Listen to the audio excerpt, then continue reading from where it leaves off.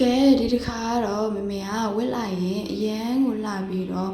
အရန်ကိုအေးနေမယ်အသားလေးနဲ့မမေမိတ်ဆက်ပေးချင်ပါတယ်။သူကတော့ BKK brand လေးပါပဲမနော်။ရှေ့မှာကအတွန်လေးကနှစ်ချောင်းလေးပါမယ်။အရန်ကိုချစ်စရာလေးနော်အတွန်လေးတွေကလည်းလေပုံစံလေးကမယူမရှင်းဒီဇိုင်းကလေးနဲ့အရန်ကိုချစ်စရာကောင်းလေးအရန်ကိုဝတ်လို့ကောင်းတဲ့အသားလေးပါနော်။ဒါလေးတွေကဆိုရင် BKK ချီလေးကိုအရန်ကိုအေးနေမှာပါနော်။ကဲမမေဘောင်းမီလေးလည်းတစ်ချက်ပြပေးမယ်ဘောင်းမီလေးကပတ်လေးမျော်လေးနဲ့အကက်ကလေးပါမယ်တင်အားဆိုရင်သူက44ထိရမယ်ပေါ့နော်ရင်ကတော့42ထိပဲရမယ်မမေအယောင်ကလေးကိုလည်းပြပေးထားရတော့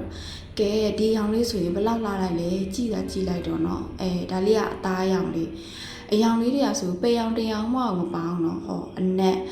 ပေတော့အနက်မှာကြိုက်တယ်ဆိုတာလေဟောဒါလေးကလည်းအညိုရင်လေးနော်အမလေးရမ်းကိုချစ်စရာကောင်းတဲ့ဒီဇိုင်းကလေးတွေကဲမင်းတို့စီမှာဒါလေးတွေရောင်စုံရှိတာမလို့မြင်လာခဲ့ဖို့ဖိတ်ခေါ်လိုက်တယ်နော်